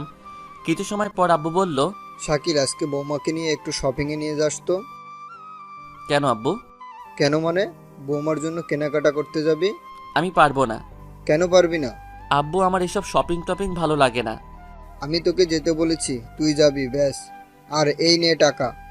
তারপর আমি খাওয়া দাওয়া করে রুমে চলে আসলাম। উফ, কি ঝামেলা রে বাবা, এখন বউকে নিয়ে আবার শপিংয়ে যেতে হবে। আজকে যদি লামিয়াকে নিয়ে শপিংয়ে না যাই তবে আব্বু আমার 12টা বাজিয়ে দিবে। এক প্রকার জোর করেই বিকেলে বাইকটা বের করে লামিয়াকে নিয়ে শপিংয়ের উদ্দেশ্যে রওনা হলাম। কিছু পথ চলার পর একটা দোকানের সামনে বাইকটা দাঁড় করালাম। বাইকটা রাস্তার পাশে রেখে এসে দোকান থেকে একটা সিগারেট কিনে লামিয়ার সামনে আসলাম। লামিয়ার সামনে এসে দেখি লামিয়া আমার দিকে রাগী লুক নিয়ে তাকিয়ে আছে। আমি সামনে এসে সিগারেটে একটা টান দিতেই লামিয়া আমার মুখ থেকে সিগারেটটা নিয়ে ভেঙে ফেলল। এটা কি হলো? কি হলো? তুমি আমার সিগারেটটা এভাবে ভেঙে ফেললে কেন? তোমার সাহস তো কম নয়, তুমি সিগারেট খাচ্ছ, তাও আবার আমার সামনে। তাই বলে সিগারেটটা ভেঙে ফেলবে? তো কি করব? তুমি আর কখনো সিগারেট খাবে না। খেলে কি করবে? তোমার ওই পোড়া ঠোঁট দিয়ে আমাকে কিস করতে দেব না। কথাটা বলেই লামিয়া মন খারাপ করে অন্যদিকে ঘুরে রইল। আমি পেছন থেকে লামিয়াকে জড়িয়ে ধরে বললাম, ঠিক আছে সোনা, আর কখনো সিগারেট খাবো না। মনে থাকে জানো। হুম। কি করছো? ছাড়ো, সবাই দেখছে তো। এমন সময় সামনে তাকিয়ে দেখি স্কুলের ছোট ছোট বাচ্চারা আমাদের দুজনকে এমন অবস্থায় দেখে হাসছে। আমি লজ্জায় লামিয়াকে ছেড়ে দিলাম। তারপর বাইকটা স্টার্ট করে দুজন মার্কেটে চলে আসলাম। লামিয়া নিজের ইচ্ছে মতো করে কেনাকাটা করছে। আমি মার্কেটের অন্য দিকটায় একটু ঘুরে দেখতে আসলাম। অন্য দিকটায় এসে একটা মেয়ের দিকে চোখ পড়তেই অবাক হয়ে গেলাম। একটু দূরে তাকিয়ে দেখি বৃষ্টি দাঁড়িয়ে আছে। আমাকে দেখে বৃষ্টি আমার সামনে আসলো। তুমি এখানে? এই একটু কেনাকাটা করতে আসলাম। তুমি? আমিও তো। তা তুমি একাই এসেছো? আরে না, আমার সাথে লামিয়াও আসছে। কই, লামিয়াকে তো দেখছি না তো। ও একটু ভিতরে কেনাকাটা করছে। ও আচ্ছা। এমন সময় কারো ডাকে পিছনে ফিরে তাকালাম। পিছনে ফিরে তাকিয়ে দেখি লামিয়া দাঁড়িয়ে আছে। এই যে, শুনছো? কি হলো, তোমার কেনাকাটা শেষ? চলো এখন বাসায় যাই। আচ্ছা চলো। বৃষ্টি, এখন আসছি কেমন? আচ্ছা আসো। মার্কেট থেকে দুজন বেরিয়ে আসলাম। মার্কেট থেকে বেরিয়ে কিছু দূর আসার পর হঠাৎ করে লামিয়ার কাঁধে রাখা ব্যাগটা ছিনতাই হয়ে গেল। আমি ব্যাগটা ফিরিয়ে আনার জন্য ছিনতাইকারীর পিছন পিছন দৌড় দিলাম। কিছু পথ দৌড়ানোর পর আমি ব্যাগ ধরে লাথি মেরে লোকটাকে মাটিতে ফেলে দিলাম। লোকটা উঠেই আমাকে ছুরি দিয়ে আঘাত করলো। আমি ছুরিটা হাত দিয়ে আটকে ঘুরতেই আমার হাত কেটে রক্ত বেরোতে শুরু করলো। লোকটা আমাকে আঘাত করেই ব্যাগটা রেখে দৌড়ে পালিয়ে গেল। আমি সেখান থেকে লামিয়ার কাছে চলে আসলাম। আমাকে দেখে লামিয়া বলল, তোমার হাত তো অনেকটা কেটে গিয়েছে। এইটা কিছু না, একটু পর ঠিক হয়ে যাবে। কিছু না মানে? তোমার হাতটা দাও তো। আরে বললাম তো কিছু হয়নি। আমি তোমার হাতটা দিতে বলেছি। আমি আমার হাতটা লামিয়ার দিকে এগিয়ে দিলাম। লামিয়া ওর ব্যাগ থেকে ব্যান্ডেজটা বের করে আমার হাত ব্যান্ডেজ করে দিল। তারপর আমি বাইকটা স্টার্ট দিয়ে লামিয়াকে নিয়ে বাসায় চলে আসলাম। বাসায় এসে বাইকটা রেখে আমরা দুজন ভিতরে চলে আসলাম। ভেতরে আসতেই আম্মু এসে আমাদের সামনে দাঁড়ালো। কিরে, তোর হাতে ব্যান্ডেজ করা কেন? আসলে হয়েছে কি আম্মু? থাক, আপনাকে আর বানিয়ে মিথ্যা কথা বলতে হবে না। আসলে আম্মু, লামিয়া আম্মুকে সব কথা খুলে বলল। ডাক্তারের কাছে গিয়েছিলি? না আম্মু, লামিয়াই ব্যান্ডেজ করে দিয়েছে। আচ্ছা, যা হবার হয়েছে। আমি টেবিলে খাবার দিচ্ছি, এগুলো রেখে খাবার খেতে আয়, কেমন? আচ্ছা আম্মু। তারপর আমি আর লামিয়া রুমে চলে গেলাম। লামিয়া রুমে এসে কাপড় চোপড় রেখেই রুম থেকে বেরিয়ে গেল। আমি ফ্রেশ হয়ে খাবার রুমে চলে আসলাম। খাবার টেবিলে গিয়ে বসতেই লামিয়া আমার জন্য প্লেটে খাবার বেড়ে দিল। কিন্তু আমি খাবো কিভাবে? আমার হাত তো কাটা। এই কাটা হাত নিয়ে তো খাবার তুলতেও পারবো না। আমি চামিচ হাতে নিয়ে খাবার নাড়াচাড়া করছি আর এইসব কথা ভাবছি। এমন সময় লামিয়া বলল, কি হলো? খাচ্ছ না যে? আমার চামিচ দিয়ে খেতে ভালো লাগে না। তো কিভাবে খাবে? তুমি খাইয়ে দাও। আমি পারবো না। তাছাড়া অন্যরা দেখলে কি বলবে? কেউ কিছুই বলবে না, তুমি আমাকে খাইয়ে দাও। আচ্ছা, হা করো। লামিয়া ওর নিজ হাতে আমাকে খাইয়ে দিচ্ছে আর আমি অপলক দৃষ্টিতে তাকিয়ে আছি লামিয়ার দিকে। লামিয়ার উপর থেকে আমার চোখ যেন সরতেই চাইতেছে না। কিছু সময় পর আমি বললাম, তুমি খাবে না? তোমার খাওয়ার পর খাবো। তুমিও আমার সাথে খেয়ে নাও। না, আমি পরে খাবো। আমার সাথে খাইতে বলছে কিন্তু। চোখগুলো বড় বড় করে একটু রাগ দেখিয়ে বললাম, আচ্ছা, খাচ্ছি। তারপর লামিয়াও আমার সাথে খেয়ে উঠল। খাবার খাওয়ার পর আমি আমার রুমে চলে আসলাম। রুমে আসতে আমার ফোনটা বেজে উঠল। স্ক্রিনে সুন্দর করে রাফি নামটা ভেসে উঠল। আমি ফোনটা রিসিভ করতেই ওপাশ থেকে বলে উঠল, হ্যালো শাকিল, হ্যাঁ রাফি বল। তুই এখন কোথায়? কেন, বাসায়। দোস্ত, এখন তুই আমার সাথে দেখা করতে পারবি? কেন বলতো? তোকে একটা প্রয়োজনীয় কথা বলবো। কি কথা, এখানেই বল। না, এখানে বলা যাবে না, তুই আয়, পরে বলছি। আচ্ছা কোথায় আসবো বল। রাফি ঠিকানা বলল। আমি বাইকটা স্টার্ট করে সোজা রাফির কাছে চলে গেলাম। সেখানে গিয়ে একটা ফাঁকা জায়গায় দুজন নীরব হয়ে বসে আছি। কিছু সময় পর আমি বললাম, রাফি বল, কি বলবি? দোস্ত, আমি তো একজনরে ভালোবেসে ফেলছি। সত্যি নাকি দোস্ত? কারে? কারে? তোর শালিকা মেঘলারে। কি বলছিস ভাই? হ্যাঁ, আমি ঠিকই বলছি। আমি মেঘলাকে ভালোবেসে ফেলেছি। সেই প্রথম যেদিন ওকে দেখেছিলাম সেদিনই মেঘলার প্রতি আমার ভালো লাগা কাজ করতে শুরু করছিল। আস্তে আস্তে সেটা ভালো লাগা থেকে ভালোবাসাতে রূপান্তরিত হয়েছে। আমি ওরে ছাড়া বাঁচব না। ভাই, তুই প্লিজ আমার একটা প্রেম করিয়ে দে। না হয় দেবো, কিন্তু আমার ট্রিট কই? দেবো, আগে তুই আমার প্রেমটা করিয়ে দে, তারপর তুই যা খেতে চাইবি আমি তোকে সেই সব কিছু খাওয়াবো। ওকে ডান। তারপর রাফির সাথে আরও কিছু সময় আড্ডা দেওয়ার পর সন্ধ্যায় বাসায় ফিরলাম। রাতে খাওয়া দাওয়া করে রুমে এসে শুয়ে আছি। এমন সময় মেঘলার নাম্বার থেকে আমার নাম্বারে ফোন আসলো। আমি ফোনটা রিসিভ করলাম। ভাইয়া কেমন আছেন? আমি ভালো আছি, তুমি কেমন আছো? আমিও ভালো আছি। তা কি করেন এখন? এই তো শুয়ে আছি। রাফি ভাইয়া, আপনাকে একটা কথা বলবো, রাগ করবেন না তো? কি কথা বলো? আগে বলেন, রাগ করবেন না? না করব না, বলো। আমি আসলে আপনাকে ভালোবেসে ফেলেছি। I love you. হোয়াট? কি বলছো এইসব? হ্যাঁ ভাইয়া, আমি ঠিকই বলছি। সেই প্রথম যেদিন আমি আপনাকে দেখেছি সেই দিনই আমি আপনার প্রেমে পড়ে গিয়েছি। কিন্তু আমি তো তোমাকে ভালোবাসি না। আমার দোষটা কি জানতে পারি? তোমার কোনো দোষই নেই। আমি আসলে অন্য একটা মেয়েকে ভালোবাসি। কাকে? নাম কি তার? নাম তো বলা যাবে না। কালকে আমি পার্কে ওকে নিয়ে উত্তরের একটা বেঞ্চে বসে থাকবো, তখন তুমি এসে দেখে নিও, কেমন? ঠিক আছে, আমিও দেখতে চাই সে আমার থেকে কতটা সুন্দরী। কথাটা বলেই মেঘলা ফোনটা কেটে দিল। আমার জামাতে চুলকানির ওষুধ মিশিয়ে দেওয়া, এবার বোঝো কেমন লাগে।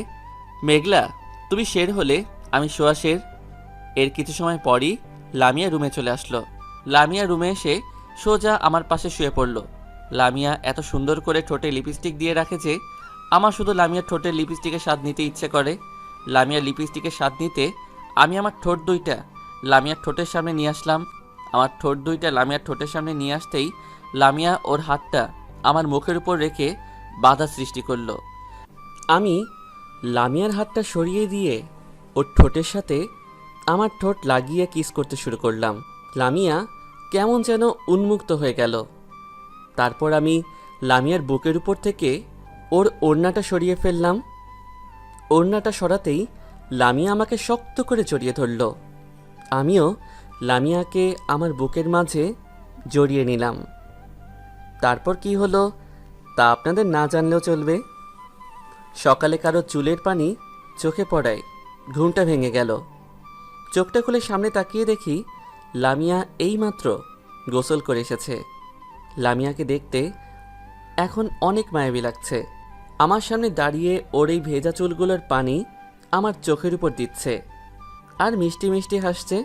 আমি বললাম, ওই এটা কি করছো? কি করলাম? তোমার ভেজা চুলের পানি আমার চোখের উপর দিচ্ছ কেন? আমার ইচ্ছে হয়েছে তাই দিয়েছি। তাছাড়া এত বেলা হয়েছে, তাও ঘুম থেকে উঠছো না কেন? আর একটু ঘুমাই না? না, আর একটু ঘুমানো যাবে না। এখন ঘুমালে শুধু চুলের পানি না, পুরো বালতি ভর্তি পানি এনে উপরে ঢেলে দিব। তাই বুঝি? আমি লামিয়াকে টান দিয়ে আমার বুকের উপর ফেলে দিয়ে বললাম, এই ছাড়ো, ভালো হচ্ছে না কিন্তু। কি ভালো হচ্ছে না শুনি? আমার ঠোঁট দুইটা লামিয়ার দিকে এগিয়ে নিতে নিতে বললাম, এই না, প্লিজ এখন এইসব কিচ্ছু করো না। আমি এইমাত্র গোসল করে এসেছি। এখন তো আমি তোমার কোনো কথাই শুনবো না। আম্মু। কথাটা শুনেই আমি লামিয়াকে ছেড়ে দিলাম। লামিয়া আমার উপর থেকে উঠে দৌড়ে পালিয়ে গেল। কোথায় আম্মু? রুমের ভিতর কোথাও তো আম্মুকে দেখছি না। তার মানে লামিয়া আমাকে বোকা বানিয়েছে। তাই তো বলি, আম্মুর কথা বলেই এমন করে দৌড়ে পালিয়ে গেল কেন? উফ, আর একটু হলেই লামিয়ার ঠোঁটে লিপস্টিকের স্বাদ নিতাম, কিন্তু সেই সৌভাগ্য আর হয়ে উঠল না। আমি ফোনটা হাতে নিয়ে রাফিকে একটা ফোন করলাম। বেশ কয়েকবার রিং হওয়ার পর রাফি ফোনটা রিসিভ করলো। হ্যালো রাফি, হ্যাঁ বল। আজকে 10টায় কলেজ ক্যাম্পাসে আসতে পারবি?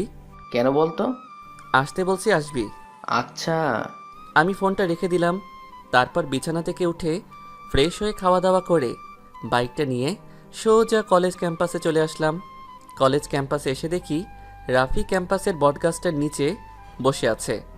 আমি বাইকের উপর থেকেই রাফিকে ডাক দিলাম, রাফি এদিকে আয়। কি বলবি বল। চল বাইকে ওঠ। কেন? তোকে উঠতে বলছি, ওঠ। রাফি বাইকে উঠে বসলো। আমি বাইকটা স্টার্ট দিয়ে পাড়ার লোকাল রাস্তা পেরিয়ে মেইন রাস্তায় উঠলাম। মেইন রাস্তা থেকে সোজা পার্কে চলে আসলাম। পার্কে এসে রাফিকে নিয়ে উত্তরের একটি বেঞ্চে বসলাম। বসে কিছু সময় অপেক্ষা করার পর আমি মেঘলাকে ফোন করলাম। হ্যালো মেঘলা, তুমি কোথায়? এই তো আমি পার্কের উত্তর দিকে আসছি। রাফি ভাইয়া, আমি আপনাকে দেখতে পেয়েছি। কথাটা বলেই মেঘলা ফোনটা রেখে দিয়ে সোজা আমাদের সামনে এসে দাঁড়ালো। আমাকে দেখে মেঘলা আর মেঘলাকে দেখে রাফি অবাক হয়ে গেল। আমি বললাম, এই যে শালিকা, এইভাবে কি দেখছো? মানে দুলা ভাই আপনি এখানে? আমার বন্ধুর সাথে প্রেম করবে আর আমি থাকবো না? না দুলা ভাই, আপনি ভুল বুঝছেন। সে আসলে আমাকে না, অন্য একজনকে ভালোবাসে। হাসছেন কেন দুলা ভাই? ওইটা রাফির নাম্বার না, ওইটা আমার নাম্বার। আপনার নাম্বার? হ্যাঁ, আমার নাম্বার। তোমার সাথে এতদিন আমি মজা করেছি। রাফি অন্য মেয়েকে না, রাফি শুধু তোমাকে ভালোবাসে। কিন্তু আমি তো এখন ওনাকে ভালোবাসি না। কেন? দেখেন না দুলা ভাই, এখন পর্যন্ত আমাকে প্রপোজই করতে পারলো না, আর বলে কিনা ভালোবাসি। এদিকে রাফির দিকে তাকিয়ে দেখি রাফি আমাদের কথা শুনে অবাক দৃষ্টিতে তাকিয়ে আছে আমাদের দিকে। আমি এদিক ওদিক তাকিয়ে কোথাও ফুলের দোকান দেখতে পেলাম না। অবশেষে পাশের বাগান থেকে বাঁশের পাতা নিয়ে এসে রাফির হাতে দিয়ে বললাম, এই নে ধর। কি করবে এগুলো দিয়ে? কি করবি মানে? মেঘলারে প্রপোজ করবি? শেষ পর্যন্ত এই বাঁশের পাতা দিয়ে প্রপোজ করব? করবি, নে ধর। মেঘলার দিকে তাকিয়ে দেখলাম মেঘলা মিষ্টি মিষ্টি হাসছে। রাফি বাঁশের পাতাগুলো হাতে নিয়ে হাঁটু ভাঁজ করে বাঁশের পাতাগুলো মেঘলার দিকে এগিয়ে দিয়ে মেঘলাকে প্রপোজ করবে। মেঘলাও সেটা অ্যাকসেপ্ট করতে সময় নিল না। শুরু হলো ওদের নতুন পথ চলা। আমি বাইকের চাবিটা রাফির হাতে দিয়ে বললাম, এই নে বাইকের চাবি। এটা আমাকে দিচ্ছিস কেন?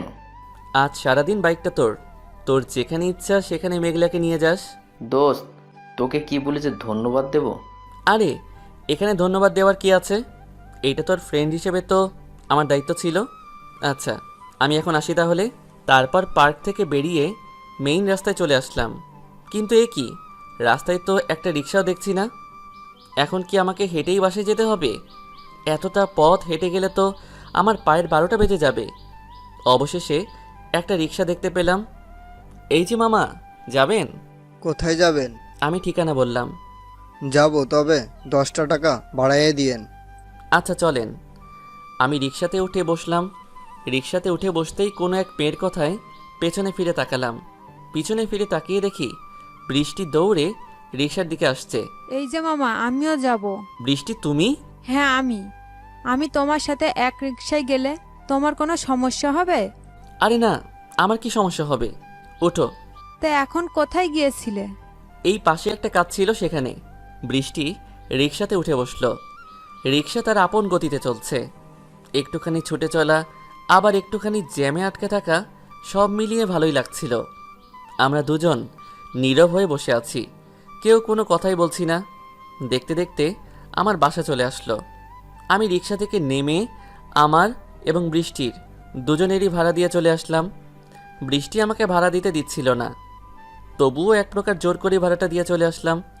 বাসায় এসে রুমে ঢুকতেই দেখি লামিয়া আমার দিকে রাগী লুক নিয়ে তাকিয়ে আছে। লামিয়াকে দেখে মনে হচ্ছে আমার সামনে কোনো মানুষ না, আস্ত একটা ডাইনি দাঁড়িয়ে আছে। আমি একটু সামনে পা বাড়াতেই লামিয়া বলল, দাঁড়াও, আর এক পাও সামনে আসবে না। আমি দাঁড়িয়ে পড়লাম। কোথায় গিয়েছিলে? রাফির সাথে দেখা করতে।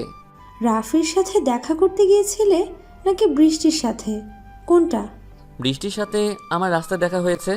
আমাকে আর বানিয়ে মিথ্যে কথা বলার কোনো প্রয়োজন নেই। বৃষ্টির সাথে কোন আবাসিক হোটেলে গিয়েছিলে?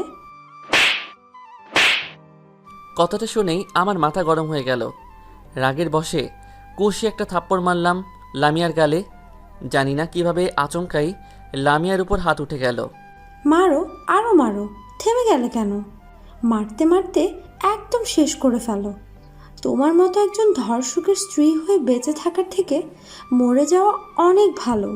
আমি মনে করেছিলাম পুরনো সব কিছু ভুলে জীবনটাকে আবার নতুন করে শুধু করব, কিন্তু সেটা আর হয়ে উঠল না। কথাটা বলেই লামিয়া কাঁদতে কাঁদতে রুম থেকে বেরিয়ে গেল। কিছু সময়ের জন্য আমার সব কিছু থমকে দাঁড়ালো। আমি সেখান থেকে ছাদে চলে আসলাম। ছাদে এসে অতীতে ছাদের কোণে লুকিয়ে রাখা সিগারেটের প্যাকেটটা বের করলাম।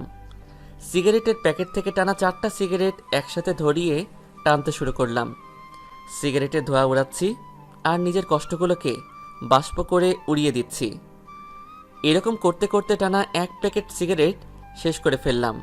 সন্ধ্যায় ছাদ থেকে নেমে রুমে চলে আসলাম। রুমে এসে সোজা বিছানায় গিয়ে শুয়ে পড়লাম। তার কিছু সময় পর লামিয়া রুমে চলে আসলো। লামিয়া রুমে এসে আমাদের দুজনের মাঝে একটা বালিশ রেখে শুয়ে পড়ল। আমি বললাম, এইটা কি করছো? আমি তোমার সাথে এভাবে ঘুমাতে পারবো না। তোমার সমস্যা হলে আমি নিচে ঘুমাইতেছি। থাক, এই শীতের রাতে তোমাকে আর কষ্ট করে নিচে ঘুমাতে হবে না। তুমি আমার সাথে বিছানায় ঘুমাতে পারো। কথাটা বলেই লামিয়া অন্যদিকে ঘুরে ঘুমিয়ে পড়ল। তার কিছু সময় পর আমিও ঘুমিয়ে পড়লাম। মাঝ রাতে কারো বিকট শব্দে ঘুমটা ভেঙে গেল। পাশে তাকিয়ে দেখি লামিয়া কেমন যেন করছে। ওর কপালে হাত রাখতেই আমার হাত জ্বলে যাচ্ছিল। আমার আর বুঝতে বাকি রইল না লামিয়ার শরীরে জ্বর আসছে। জ্বরের কারণে ওর শরীর একদম পুড়ে যাচ্ছে। আমি বাটিতে পানি নিয়ে লামিয়ার কপালে জলপট্টি দিলাম। কিছু সময় পরপরই জলপট্টি শুকে যাচ্ছিল। লামিয়াকে জলপট্টি দিতে দিতে কখন যে ঘুমিয়ে পড়েছি বুঝতেই পারিনি। সকালে সূর্যের রশ্মি চোখে পড়ায় ঘুমটা ভেঙে গেল। ঘুম থেকে উঠে লামিয়ার দিকে তাকিয়ে দেখি লামিয়া এখনও ঘুমিয়ে আছে। আমি জ্বর দেখার জন্য লামিয়ার কপালে হাত রাখবো, এমন সময় লামিয়ার কথায় দাঁড়িয়ে পড়লাম। তুমি আমাকে একদম স্পর্শ করার চেষ্টা করবে না। কেন? আমি চাই না তুমি তোমার ওই অপবিত্র হাত দিয়ে আমাকে স্পর্শ করো। আমি তো এখন তোমার স্বামী। ধর্ষক কখনো কারো স্বামী হতে পারে না। হ্যাঁ, লামিয়া তো ঠিকই বলেছে। আমি তো একজন ধর্ষক, আর ধর্ষকের কখনো কারো স্বামী হওয়ার কোনো অধিকার নেই। আমি সেখান থেকে ওয়াশরুমে চলে গেলাম। ওয়াশরুম থেকে ফ্রেশ হয়ে রুমে চলে আসলাম। রুমে এসে দেখি আম্মু রুমে এসে লামিয়ার পাশে বসে আছে। আমি বললাম, আম্মু, এত সকালে তুমি এখানে? তোর কি একটু জ্ঞান বুদ্ধি নেই? কেন আম্মু? কেন মানে, লামিয়া জ্বরে বিছানা থেকে উঠতে পারছে না, আর তুই একবারও ডাক্তারকে ফোন করিসনি? আম্মু, আমার ডাক্তার লাগবে না, একাই ঠিক হয়ে যাবে। বৌমা, তুমি চুপ করে শুয়ে থাকো। কিরে, তুই দাঁড়িয়ে আছিস কেন? ডাক্তারকে ফোন কর। করছি আম্মু। তারপর আমি টেবিল থেকে ফোনটা হাতে নিয়ে ডাক্তারকে ফোন করলাম। এইটা আমাদের পারিবারিক ডাক্তার। আমাদের পরিবারের কারো কোনো সমস্যা হলে ইনি চিকিৎসা করেন। 2-3 বার রিং হওয়ার পর ফোনটা রিসিভ করলো। আসসালামু আলাইকুম। ওয়ালাইকুম আসসালাম। ডাক্তার সাহেব, আমি শাকিল বলছিলাম। ও আপনি, বলুন কী জন্য ফোন করেছেন? আসলে ডাক্তার সাহেব, আমার স্ত্রীর খুব জ্বর। আপনি যদি এসে একটু দেখতেন তাহলে অনেক ভালো হতো। আচ্ছা, আমি কিছু সময় পর আসছি। তারপর আমি ফোনটা কেটে দিলাম। সকাল প্রায় 9টার দিকে ডাক্তার সাহেব আসলো। লামিয়াকে দেখে ওর জন্য কিছু ওষুধ দিয়ে গেল। আমি ডাক্তারকে বিদায় করে দিয়ে রুমে চলে আসলাম। রুমে এসে কিছু সময় কাটানোর পর খাবার রুমে চলে গেলাম। সেখান থেকে লামিয়ার জন্য কিছু খাবার নিয়ে রুমে প্রবেশ করলাম। রুমে এসে খাবারের প্লেটটা নিয়ে লামিয়ার সামনে আসলাম। নাও, খেয়ে নাও। আমি খাবো না। খেয়ে নাও বলছি, এগুলো খেয়ে আবার ওষুধ খেতে হবে। হাঁ করো, আমি খাইয়ে দিচ্ছি। আমি বলছি তো খাবো না। আমি লক্ষ্য করলাম কথাগুলো বলতে বলতে লামিয়ার দু চোখের কোণে পানি চলে আসছে। কথাটা বলেই লামিয়া রাগের বশে খাবারের প্লেটটা ছুঁড়ে মাটিতে ফেলে দিল। খাবারের প্লেটটা মাটিতে ফেলে দিতেই বিকট একটা আওয়াজ হলো। আওয়াজটা শুনেই পাশের রুম থেকে আম্মু চলে আসলো। আম্মু এসে বলল, কি রে, কি হয়েছে? কিছু না আম্মু। কিছু না মানে? তাহলে এত বিকট শব্দ হলো কেন? হাত থেকে খাবারের প্লেটটা পড়ে গিয়েছে। একটু সাবধানে কাজ করতে পারিস না? তুই গিয়ে খাবার নিয়ে আয়, আমি লামিয়াকে খাইয়ে দিচ্ছি। তারপর আমি সেখান থেকে খাবার রুমে চলে আসলাম। খাবার রুম থেকে অন্য একটা প্লেটে লামিয়ার জন্য খাবার নিয়ে আসলাম। আম্মু লামিয়াকে নিজ হাতে খাবার খাইয়ে দিল। রাতে ফোনটা রুমের ভিতর চার্জে দিয়ে খাবার খাওয়ার জন্য খাবার রুমে চলে আসলাম। এসে দেখি সবাই খাবার টেবিলে বসে আমার জন্য অপেক্ষা করছে, শুধুমাত্র লামিয়া ছাড়া। লামিয়ার অসুস্থতার জন্য আম্মু ওকে আগে খাইয়ে দিয়ে এসেছে। আমি গিয়ে টেবিলে বসতেই আম্মু আমার জন্য প্লেটে খাবার বেড়ে দিল। আমি খাবার আঙুল দিয়ে আওড়াচ্ছি আর বসে বসে লামিয়ার আমার প্রতি জন্মানো ঘৃণার কথা ভাবছি। এমন সময় আমার ছোট বোন সোনিয়ার কথায় বাস্তবে ফিরলাম। কি রে ভাইয়া, তুই খাচ্ছিস না কেন? কই, খাচ্ছি তো। শাকিল, বৌমার জ্বরের এখন কি অবস্থা? পূর্বের থেকে একটু কমেছে আব্বু। ওষুধগুলো ঠিক মতো খাওয়াচ্ছিস তো? হুম। আচ্ছা, এখন চুপচাপ খেয়ে নে। তারপর আমি খাওয়া দাওয়া করে রুমে চলে আসলাম। রুমের সামনে আসতেই আমার ফোনটা বেজে উঠল। আমি রুমে আসার পূর্বেই লামিয়া ফোনটা রিসিভ করলো। আসসালামু আলাইকুম। ওপাশের কথা শোনা যাচ্ছে না। আছে, তবে আপনি কে? ওপাশের কথা শোনা যাচ্ছে না। ও তুমি? ওপাশের কথা শোনা যাচ্ছে না। আমি লামিয়া। ভালো। এমন সময় আমি রুমের ভিতর ঢুকলাম। রুমের ভিতর ঢুকতেই লামিয়া আমার হাতে ফোনটা দিয়ে বলল, নাও কথা বলো। কে ফোন করেছে? কথা বললেই বুঝতে পারবে। লামিয়া আমার হাতে ফোনটা দিয়ে অন্যরকম একটা মুড নিয়ে বিছানায় গিয়ে শুয়ে পড়ল। আমি রুম থেকে বেরিয়ে বারান্দায় চলে আসলাম। হ্যালো, কে বলছেন? শাকিল, আমি বৃষ্টি। ও তুমি? কেমন আছো? ভালো। তুমি কেমন আছো? আমিও ভালো আছি। কি করো এখন? আমি শুয়ে আছি। তুমি কি করো? এরকম আরও কিছু সময় কথা বলার পর আমি রুমে চলে আসলাম। রুমে এসে লামিয়ার দিকে লক্ষ্য করলাম ওর দু চোখ দিয়ে অশ্রু ঝরছে। আমাকে দেখে লামিয়া ওর দু চোখের পানি মুছে ফেলল। আমি সোজা বিছানায় গিয়ে শুয়ে পড়লাম। এভাবে কাটতে থাকলো সময়। পেরিয়ে যেতে থাকলো দিনের পর দিন। কয়েকদিন পর ছাদের উপর গিয়ে একটা সিগারেট ধরালাম। সিগারেটটা ধরিয়ে আপন মনে টানতে শুরু করলাম। নিজের কষ্টগুলোকে সিগারেটের ধোঁয়ার সাথে উঠিয়ে দিচ্ছি আর দূরের ওই নীল আকাশটার দিকে তাকিয়ে আছি। এমন সময় লামিয়া ছাদে চলে আসলো। লামিয়া ছাদে এসে আমার সামনে দাঁড়িয়ে বলল, তুমি আবার সিগারেট খাচ্ছ? তাতে তোমার কি? আমার কি মানে? তোমাকে না বলেছি তুমি সিগারেট খাবে না? তুমি আমার কে যে আমি তোমার কথা শুনবো? আমি তোমার বিয়ে করা বউ, আর তুমি আমার স্বামী। আরে আমি তো একজন ধর্ষক, আর ধর্ষক কখনো কারো স্বামী হতে পারে না। হ্যাঁ, আমি তো একজন ধর্ষক, আর ধর্ষকের কখনো কারো স্বামী হওয়ার কোনো অধিকার নেই। ধর্ষকরা হলো সমাজের সবচেয়ে নিকৃষ্ট ব্যক্তি, যাদের কেউই পছন্দ করে না। কথাটা বলেই আমি ছাদ থেকে রুমে চলে আসলাম। রুমে এসে বাইকটা নিয়ে চললাম বন্ধুদের সাথে আড্ডা দেওয়ার উদ্দেশ্যে। আমি বাইকটা টং চায়ের দোকানের সামনে দাঁড় করালাম। চায়ের দোকানে কিছু সময় বসে থাকার পর আমার সব বন্ধুরা সেখানে চলে আসলো। আমি বন্ধুদের সাথে চায়ের দোকানে বসে আড্ডা দিচ্ছি। এমন সময় আমার এক বন্ধু বলল, কি রে, বিয়ে করে আর বাসা থেকে বের হতে চাস না? বাসায় সুন্দরী বউ রেখে বাইরে বের হতে মন চায় না, তাই না? না রে দোস্ত, আসলে তেমন সময় হয়ে ওঠে না। থাক, আমাদেরকে আর মিথ্যা কথা বলার কোনো প্রয়োজন নেই। আচ্ছা, এখন বাদ দে তো এইসব। না না মাম্মা, ওইটা বললে তো হবে না। নতুন বিয়ে করলে আমাদের ট্রিট কই? এখন তোদের সকলকে ট্রিট দিতে হবে। হ্যাঁ দিতে হবে, চল। কোথায়? কোথায় মানে? রেস্টুরেন্টে। এখন আমার কাছে তো এত টাকা হবে না। সেটা বললে তো শুনবো না। ওরা আমাকে এক প্রকার জোর করেই রেস্টুরেন্টে নিয়ে গেল। এক একটা কিভাবে খাচ্ছে দেখেন। হারামজাদারা মনে হয়